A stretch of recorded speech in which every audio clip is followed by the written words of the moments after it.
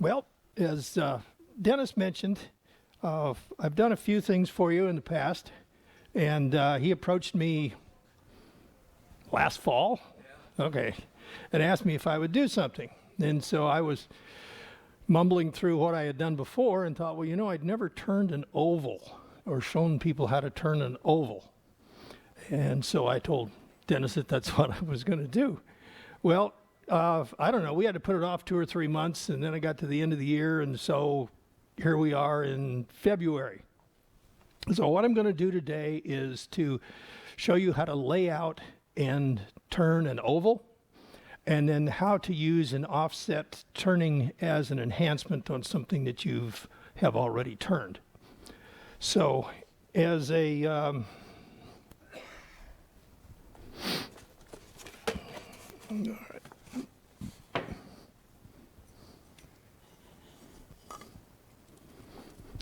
Just to here.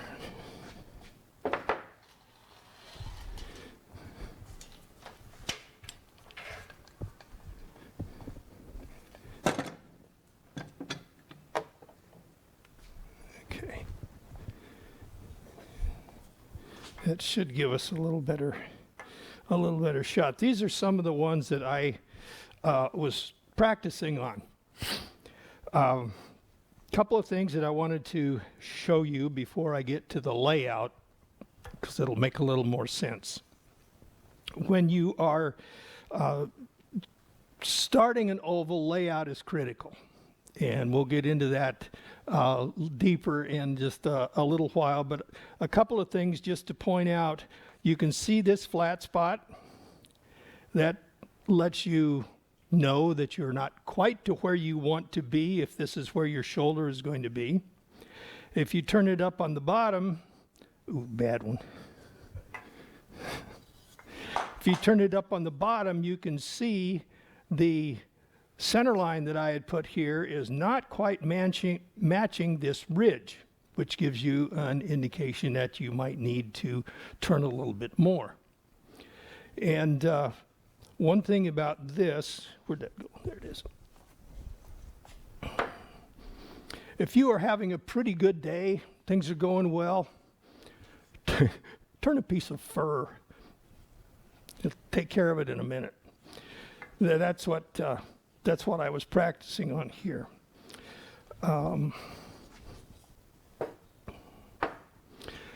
So we're going to start with some layout. And this is going to be our piece. Starting this, you need to have a pretty accurate rectangle when you start. You're thinking, well, I'm going to turn an oval. It isn't going to make that much difference, but it really does. So this is our piece that we're going to do our layout. And as I'm doing this, any questions that you might have, just sing out and we'll get them answered. All right. How's that looking? Can you get in on the end of this? There you go. Ah, cool. Okay. All right. What I'm going to do is to bisect the end. And let's see. We'll start here. We've got 3 inches minus one of those little marks. I'm not going to figure out what that is. All right.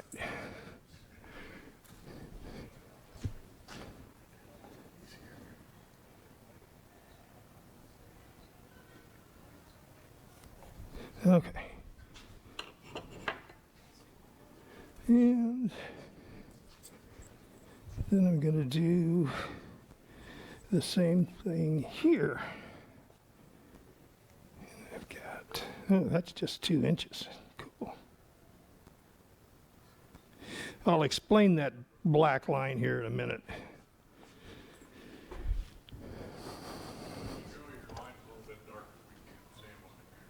Okay.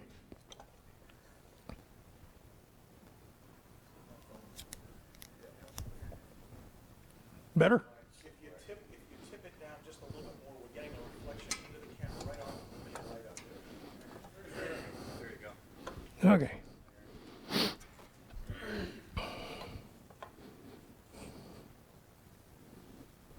Get my head out of the way.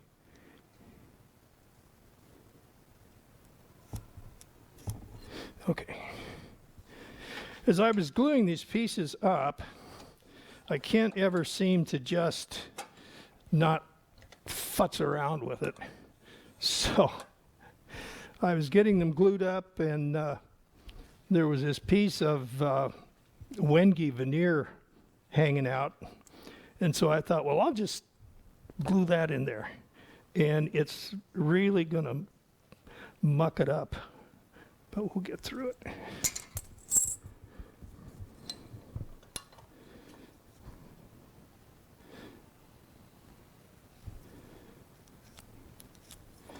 Now, once you start this, it can be a multi-day process, and that's okay. All right, I've got just a little bit more than 2 inches here.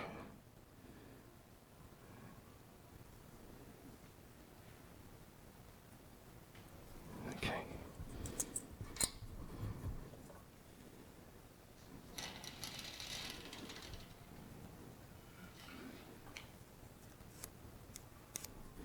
Okay, we've got both sides marked out. Now the next thing we want to do is to connect the 2 ends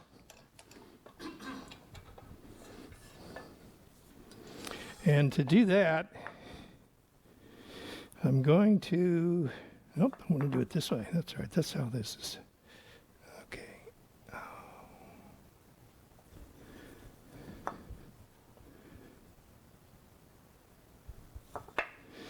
All right. What I've done here is just to mark out what's going to be called our ridge line. It's going to let us know how we're doing with the oval that we are turning.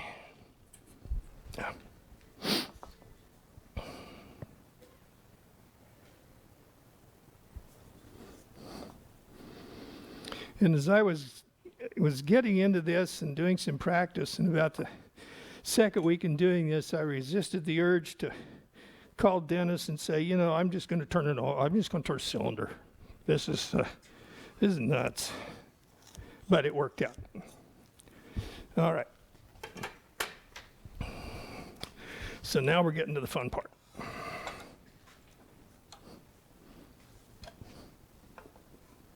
Okay, cool. All right, we've got our intersecting lines, and now what we're going to do is to construct our oval. And to do that, we've got a compass, and what we are going to do is to connect these 3 points in an arc. And it takes a little bit of Kentucky windage to, oh, have mercy. That looks like it might do it. So I'm going to make a point there. And let's see. Yeah, I was getting messed up with that piece of Wenge. We got there and there. Okay, we're going to be just a little bit low on this side, but I'm not going to worry too much about that.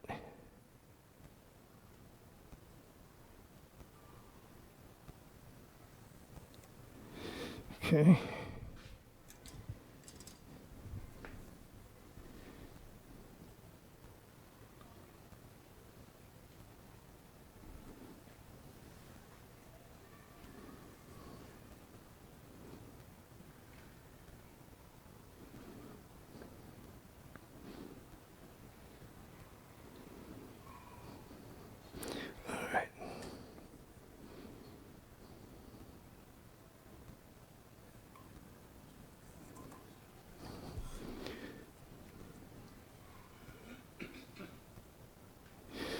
Okay. That is our oval. So what we're going to be turning to. We're going to essentially knock off the corners. And as we get to turning, we're going to follow that along the ridge line. And the other piece that we're going to have to help us understand where we are is to see if we have these flat spots as we're turning.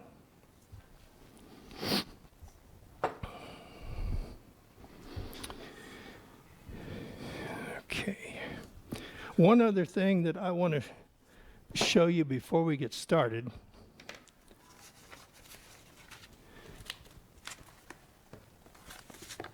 and that is the relationship of the length to width that you have on the pieces that you're going to turn. I don't know, is this going to, can you see that? Okay. The length is 3 inches. The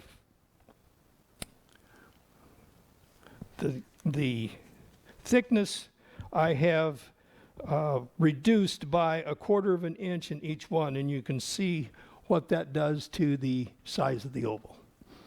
So it might not hurt if you want to start, and when you practice, is to make it a little bit closer to size so that there's not a lot that you have to turn off to start, and then maybe work down from there as you get a little more expertise.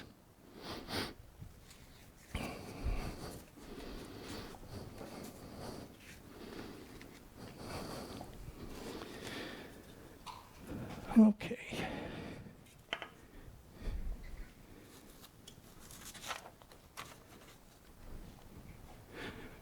Questions on layout? Okay.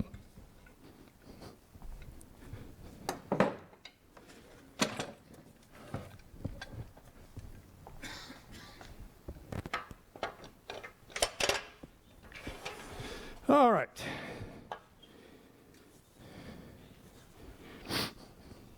One more. I've got the lines on this piece laid out.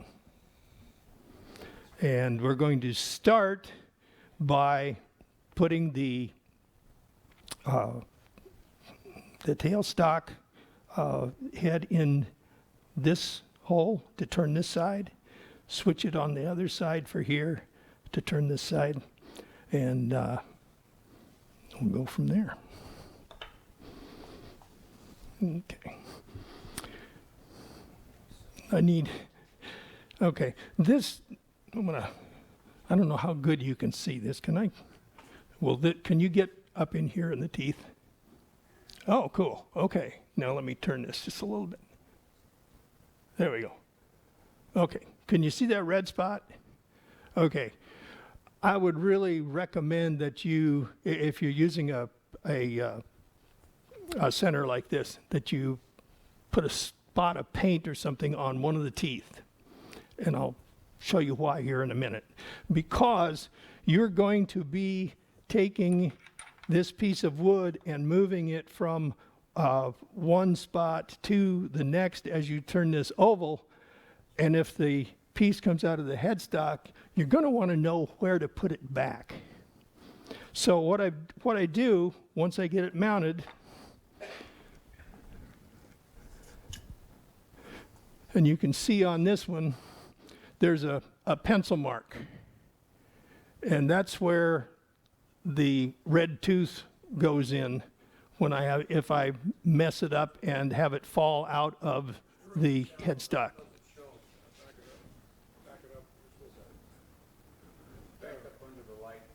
Oh, okay. There. Okay, you can see that pencil mark.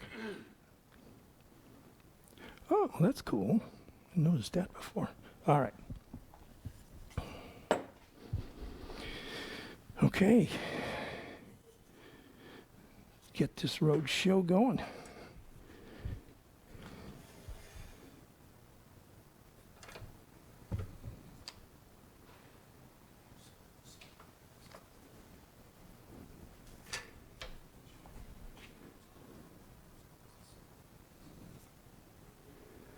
Oh my gosh. What kind of center point you putting on the headstone? I'm not, You drive on the headstone. mm-hmm. Are you using that on center? Yes. Okay. Yes, thank you, Steve.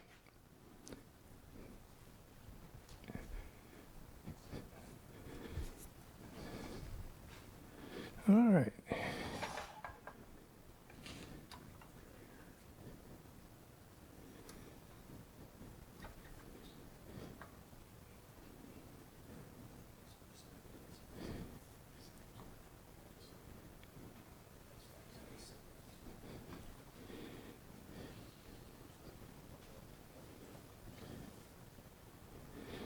All right. Okay, let's see.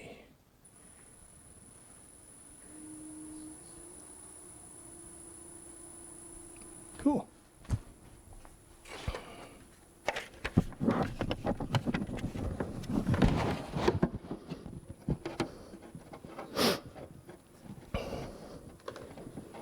I've also found that you start and stop a lot as you figure out how close you're getting to your line down here on the end. So we'll be doing that. What are we doing?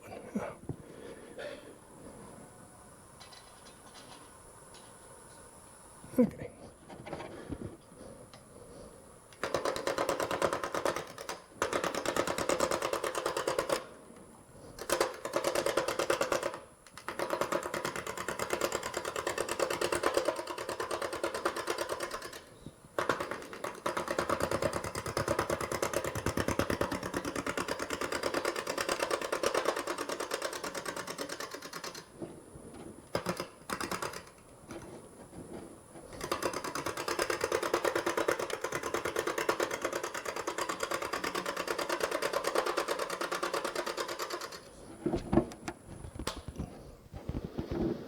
Okay, we're getting close already. And I've got quite a flat spot here yet on the top. So it's highly likely I'm going to go a little ways past this line here in order to make my oval complete. Yeah.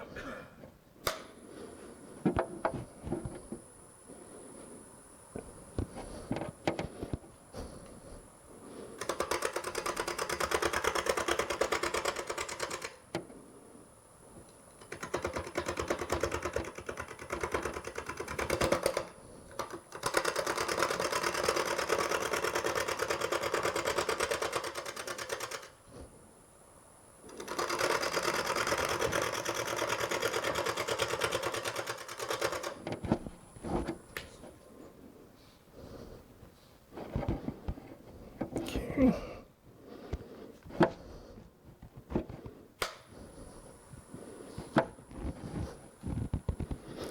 Not really happy with that.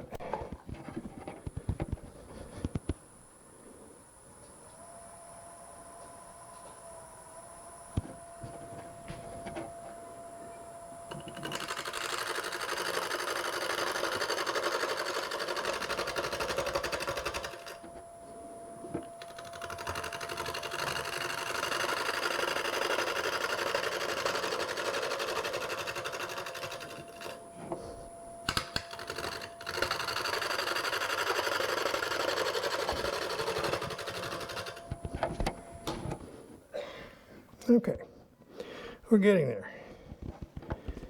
Ooh, it's cool.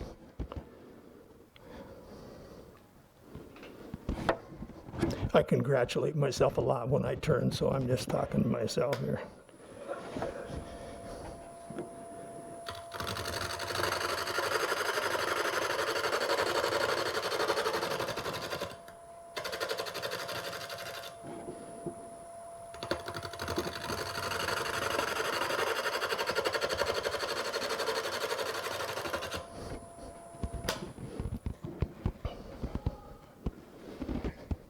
Okay, this is going to be a rather short body, and the neck will probably come up another 3 or 4 inches, something like that. So how good can, oh, great, oh, that's cool.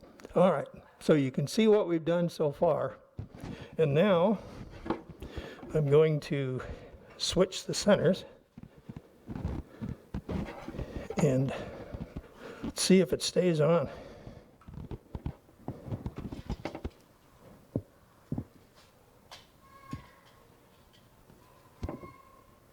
And I felt it give way, doggone it.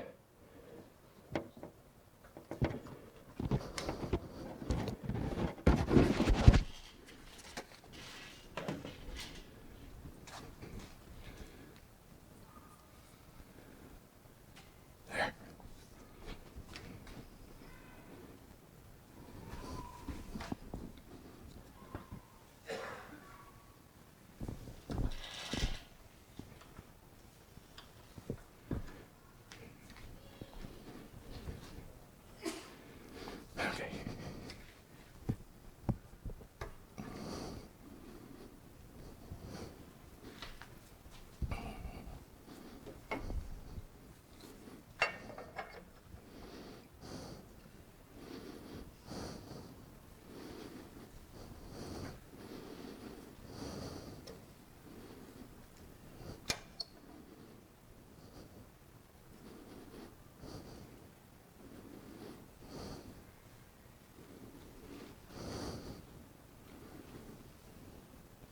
Okay.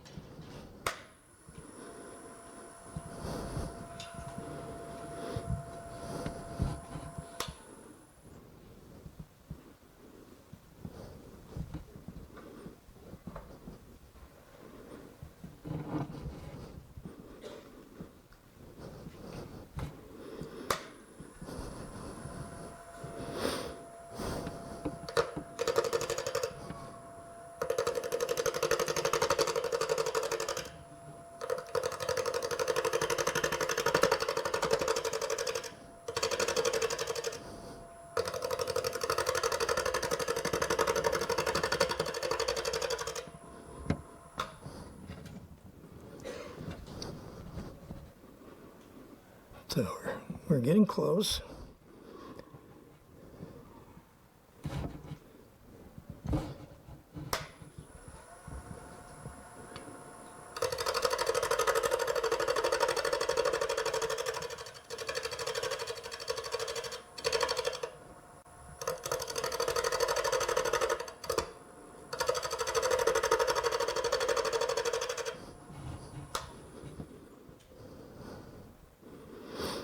Okay. Now you can start to see, if you could back it up just a little bit, Craig. You can start to see the relationship between the line on our oval and the relationship to the ridge line that I had drawn earlier. Got just a tad bit of work to do on that one.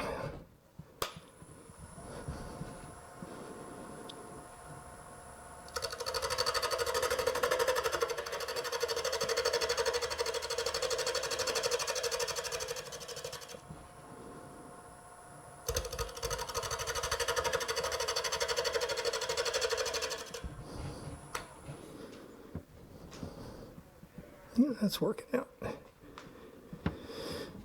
Okay.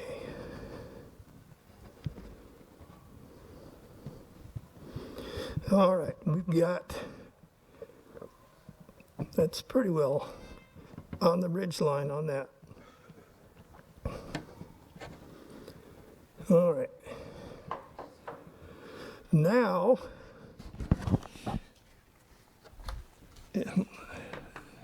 unless you have any questions on what I've done so far, I'm going to move the center from where it is offset now onto the center, so it will be between centers, and turn the remaining part. Yes?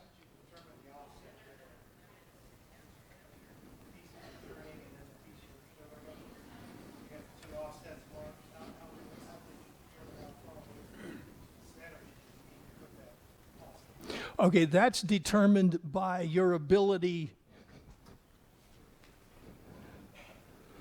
Oh, shoot. Oh, yeah.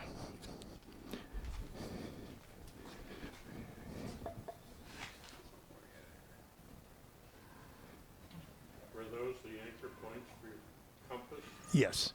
Those, Stan, are determined by your ability to connect these three surfaces. It's as you're measuring out here, it's really arbitrary until you find the distance that, right.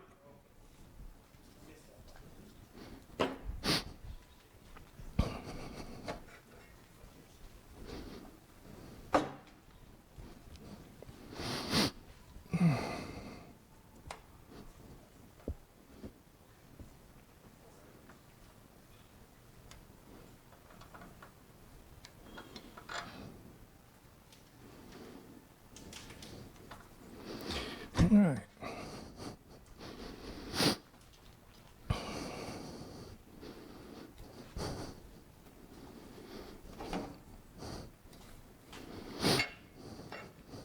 I really enjoy seeing the units that Rob comes up with for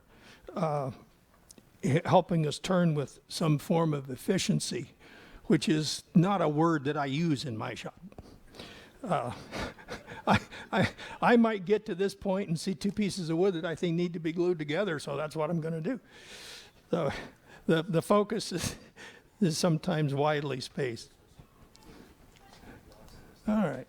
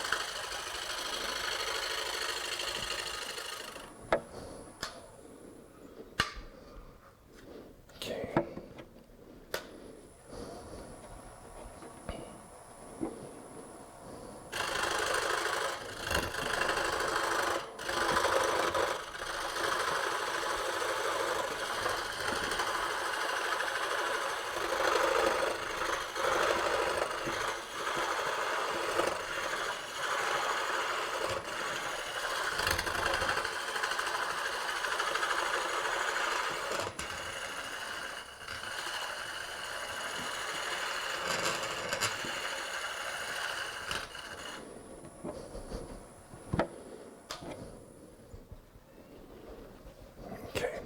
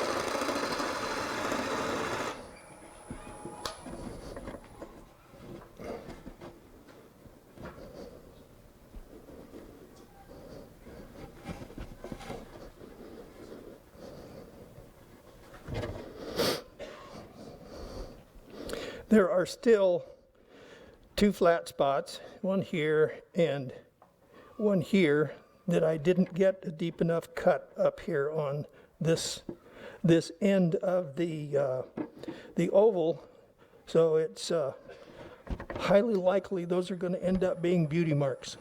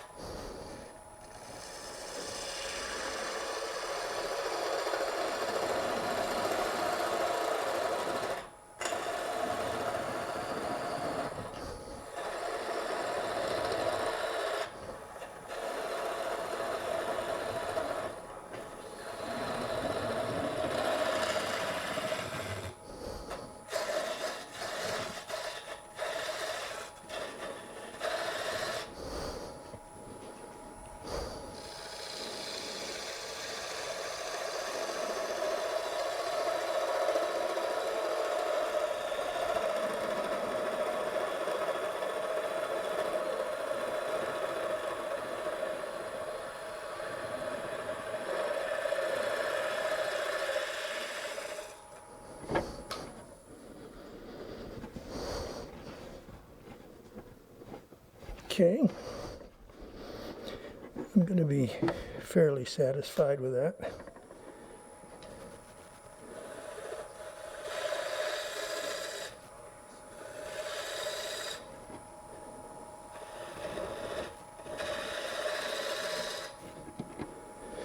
Okay.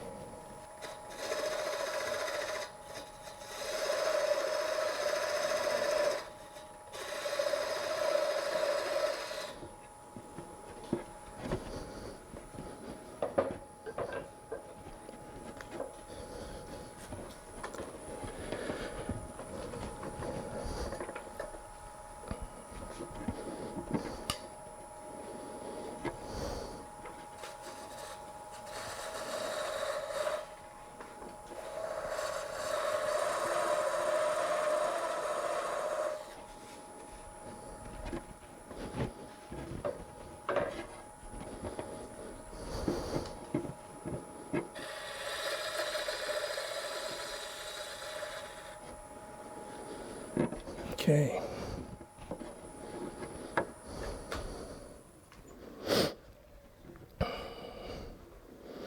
Now,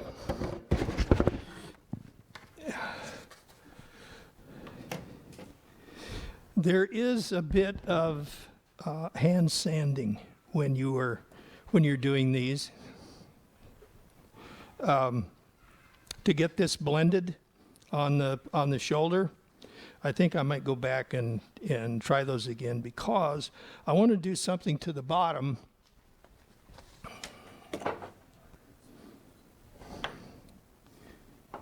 Where is it? Oh, there it is. All right. Just to show you I'll hide the blood spot. Just to show you the difference, the bottom on this one is flat. The bottom on this one has a slight bevel to it, and it really finishes it off much more nicely than if it's just flat like that. So I'll be putting them back on the two outside holes in order to do that. Blend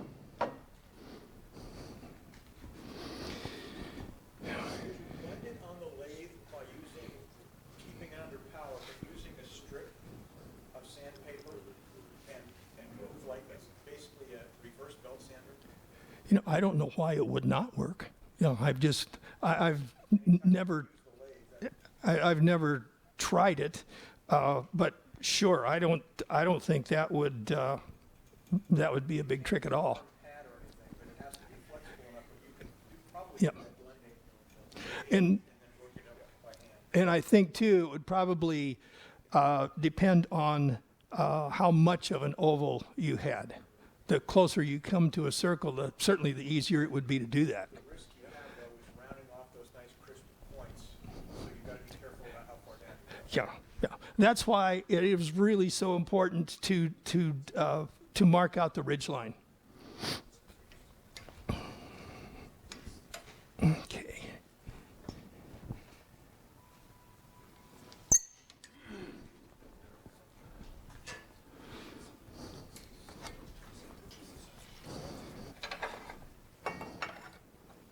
All right, let's see.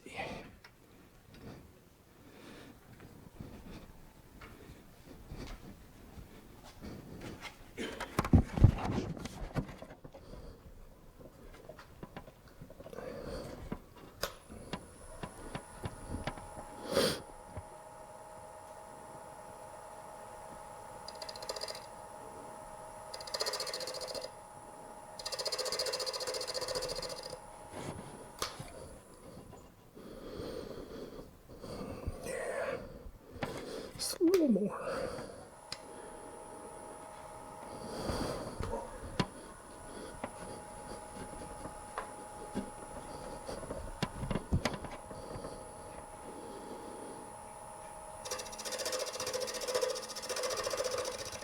There we go.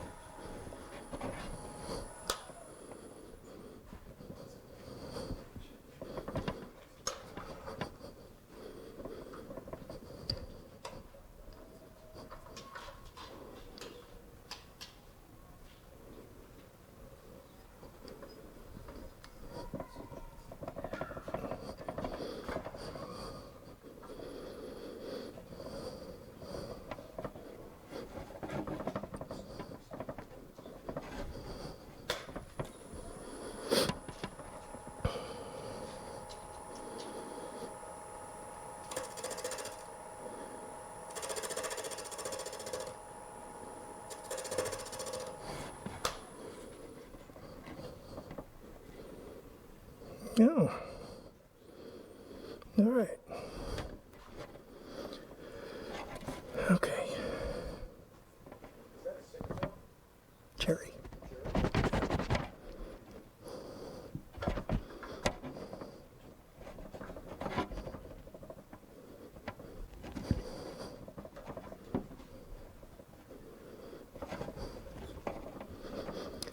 All right.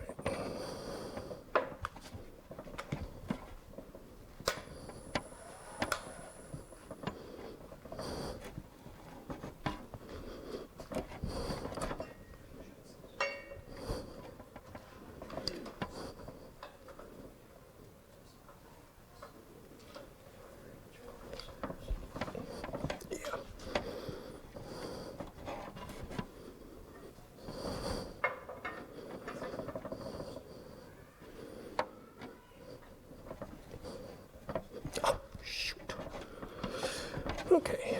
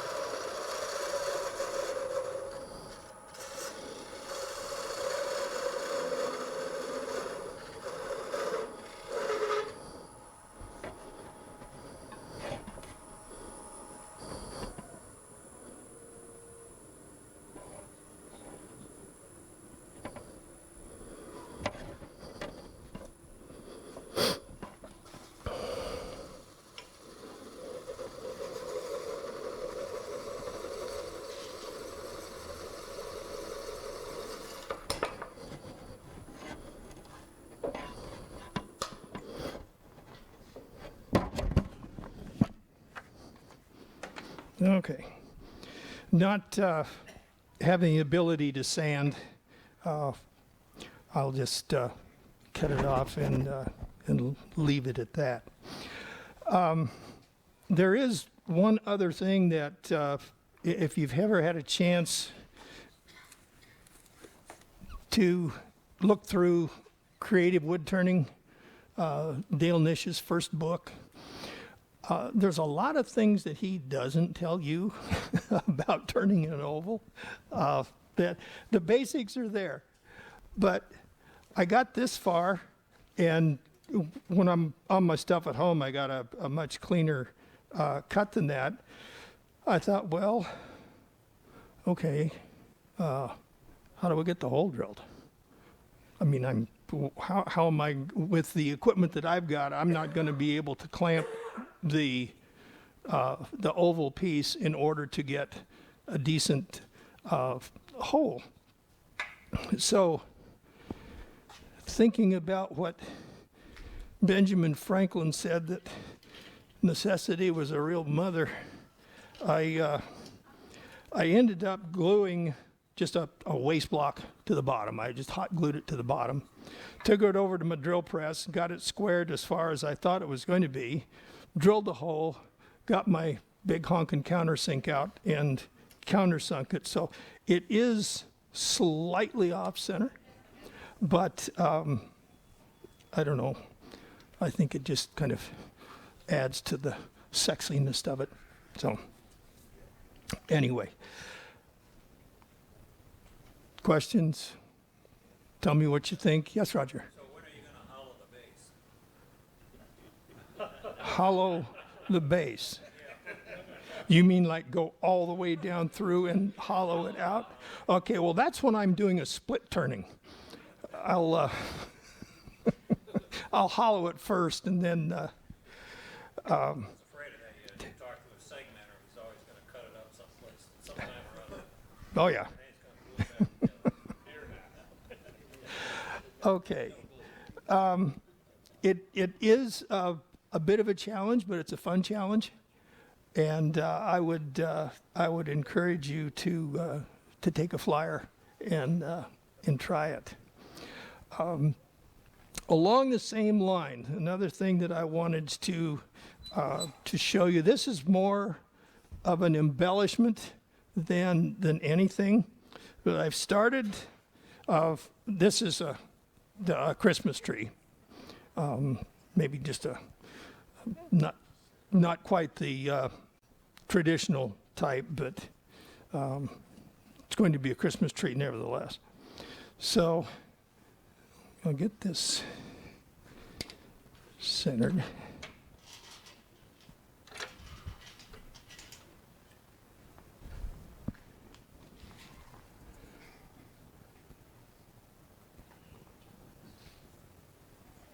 There you are.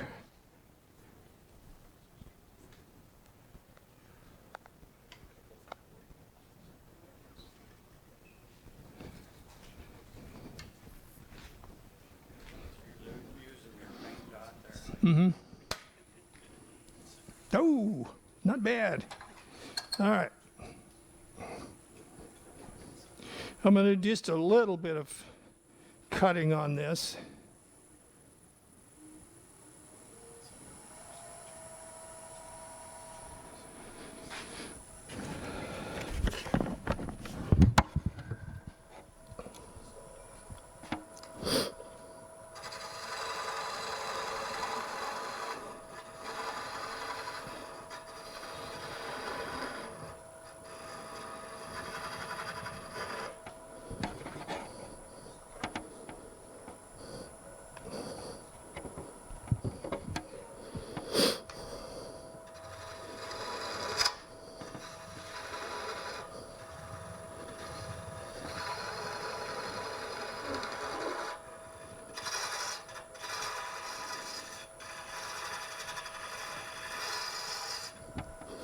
All right.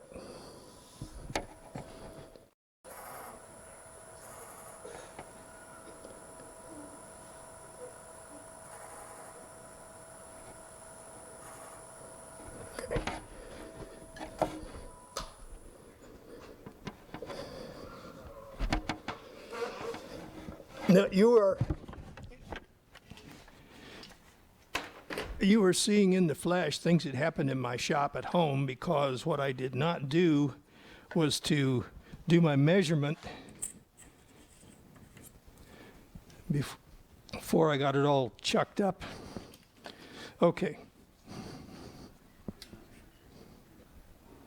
All right, center hole, I'm going to measure about 5/16 on either side and make a spot. Where am I doing that? Okay, let's see.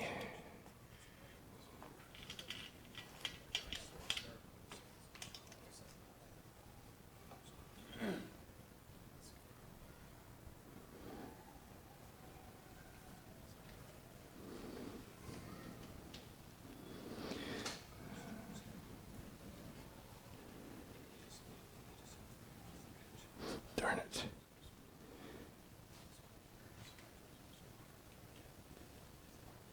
Okay.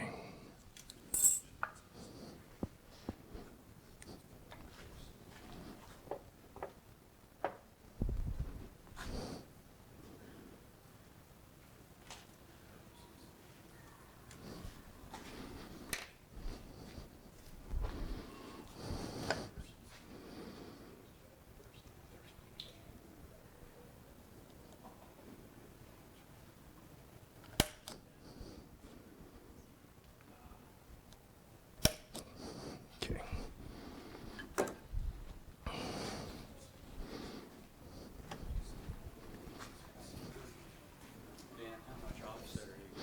Okay, I did a 5/16 on each side.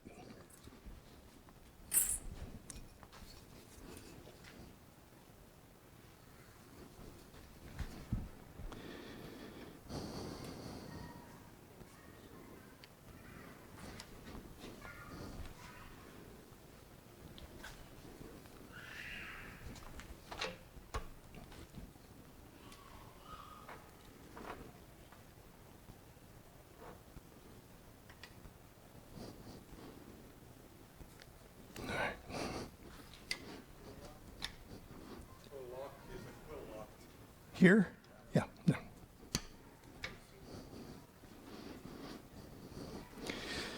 All right.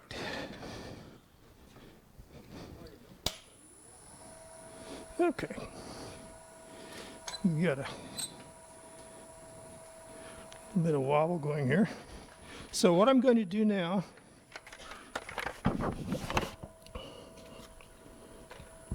take my 1/2-inch skew, and I can go in one of two ways.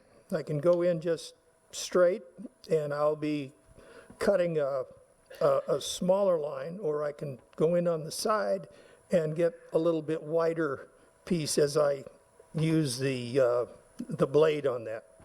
So I'm going to start by just going in straight away.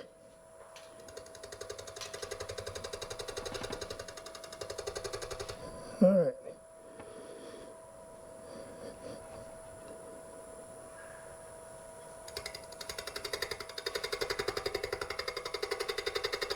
Okay.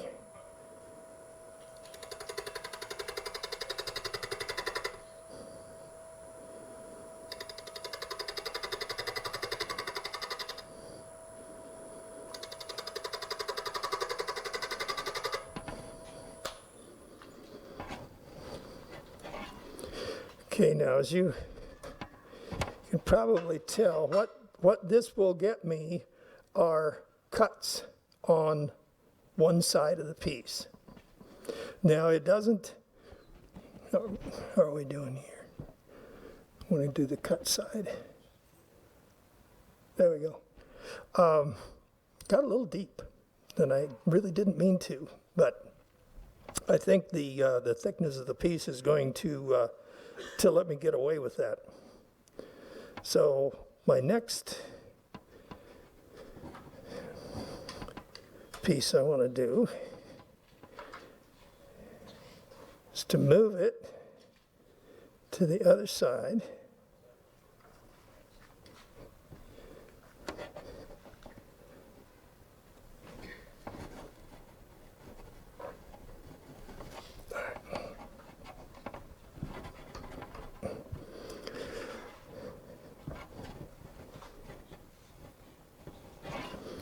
Now what I didn't do but should have done is to brought a colored pencil so that I can see the difference in the lines that that I've already made, but I think I can get in between them and be all right.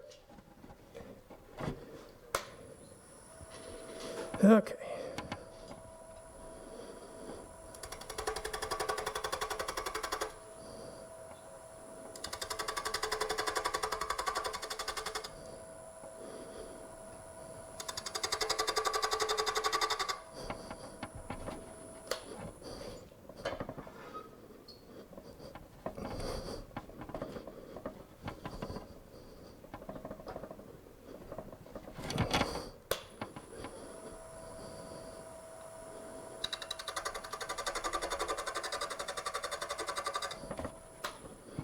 Okay.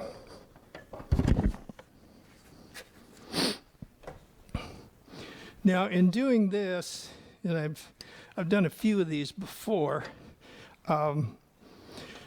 you want to leave it most intact until you get ready to start sanding, because sometimes this if your tool bounces a little bit, where are we?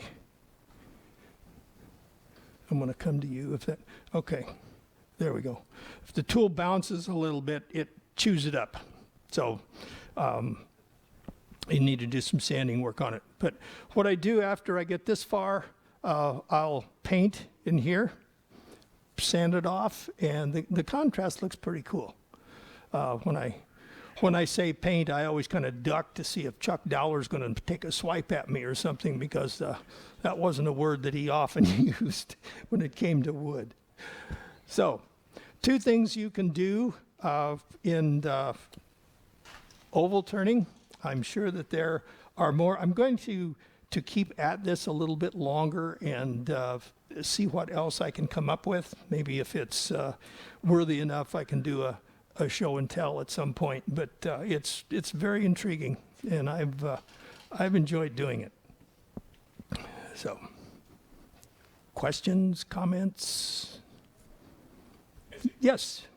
Do you have on your blanks on the size that you do, do you have the dimensions that you normally go? You said you want a rectangular piece. Is there a ratio you use? Well, I will start with the golden rectangle.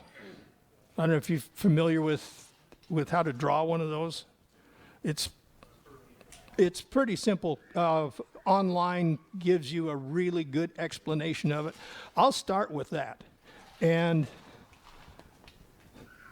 on this one, I started with that, and for some reason didn't really care too much for it, so I just shortened it 1/4 of an inch. What I really want to make sure is that it's accurate. I'll measure, of course, the length and the width, and then I'll go point to point to make sure that it's, within one little mark of each one. But it's really just kind of up to you and how you'd like to do it. Someone- How large of stock have you ever attempted this?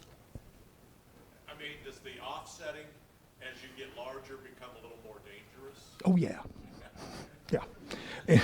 I'm glad you mentioned that, because this practice piece is the largest that I've done, and I have a habit of not turning down my lathe when I get done.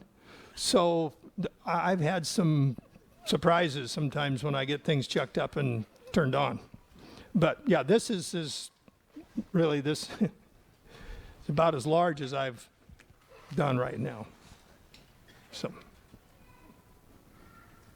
anybody else? Well, thank you for your attention today. I do appreciate it. And I hope it was. Thank you, Daniel.